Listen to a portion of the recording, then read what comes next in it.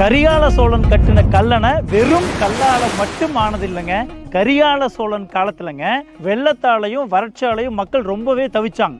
அதுக்காக ஓடுற காவிரியில பெரிய பாறைகளை போட்டு நடுவில் களிமண்ணையெல்லாம் கொஞ்சம் கொஞ்சம் பூசி அஸ்திவாரத்தை எழுப்பி கல்லணையை கட்டி முடிச்சிருக்காருங்க கரிகாலன்.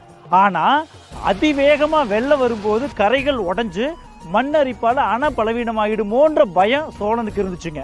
இந்த அணை இன்னும் பல நூறு தலைமுறைக்கும் மக்களுக்கு பயன்படணுமேன்னு யோசித்த கரிகாலன் என்ன பண்ணாருனாங்க, அணையை சுற்றியுமே ஆத்தோட கரையோரத்துலையும் தண்ணியில் ஊற ஊற நல்லா வலுவடைகிற ஆலமரம், அரச மரம், நாவல் மரம், நீர் மருது மாதிரியான நம்ம நாட்டு மரங்களை நட்டு வளர்த்துருக்காருங்க. இந்த மரத்தோட வேர்கள் இருக்குல்லங்க, மண்ணை இறுக்கி பிடிச்சிருக்குங்க. அது கூடவே அங்கே நட்ட வெட்டி வேரும் பூமிக்கு அடியில் 14 அடி ஆழம் வரைக்கும் போய் ஒரு கவச சுவர் மாதிரி இருக்குங்க.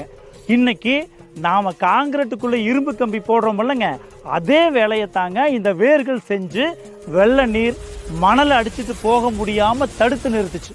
அது மட்டும் இல்லாமல் வெள்ளத்தோட வேகத்தையுமே குறைச்சிதுங்க.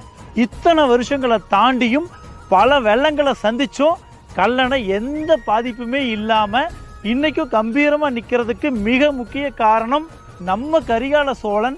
இதை 2000 வருஷத்துக்கு